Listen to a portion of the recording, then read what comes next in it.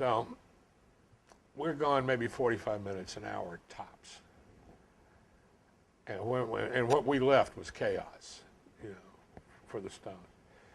We come back and they're listening to the first playback and they've got it. And they had like managed to turn this chaos into what was literally a classic Stones performance, you know, in a matter of 45 minutes. We walk in, Charlie Watts got this big grin on his face, you know. I thought, wow, maybe they're not going to blow it. So they start working on the second song, which is Brown Sugar. They don't get very far, and then they call it, you know, for the first night. Second night, they come back to work on Brown Sugar.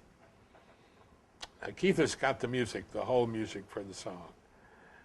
And, you know, the killer riff, it's playing in G tuning. But no words, no title, no nothing. Jagger's got a green steno pad. Keith is like, as he plays the song, he's singing what isn't words, just guttural sounds. And Jagger's writing it down like he's translating, like he's taking dictation. And after he has enough, he kind of wanders off and scribbles away, turns over. When he gets 3 pages full of lyrics, which took him less than an hour, that was the song.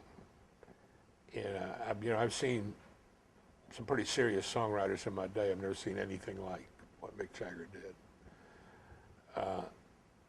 He was absorbing all of the like colloquialisms and all the Southern stuff that was around him. If you think about that song, like in the first verse, he says, "Sky Dog, slave trader." Okay, what's Sky Dog?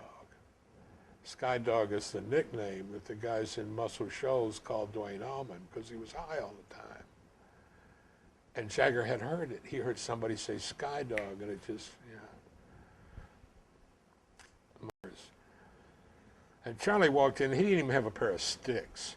He just walked in and picked up the sticks over there and sat down and started playing the drums. So he's doing this tom-tom ride, and it's rubbing against the bass note that's there, you know, and the way, you know, anybody who's been in the studio has heard that happen. So they're listening to a playback, and somebody says to Charlie, he says, "Man," says, "your tom-tom is rubbing the bass note. Maybe you better tune it." Charlie says, "I never tuned me drums." And everybody just kind of acts like they didn't hear it. And finally, Ian Stewart says, "Wait a minute. Well, you can't say something like that. I've known you for years. You can't just say, 'I never tuned my drums.'" Charlie says, "I never tuned my drums. Why should I tune something I'm going to go out there and beat on?" He says, "I'll hit it a few times. It'll change." That's what he did, you know. To give you an idea of the mindset that was at work here. I did not see Keith Richards' hands in 3 days move to the tuning pegs. He simply did not tune his guitar, period. Nor did Charlie tune the drums. And every time Jimmy Johnson asked Bill Wyman to turn his bass up, he turned it down. And Jimmy told me later, says, "I was afraid I thought he was going to turn it off. You know, I was afraid to keep saying it."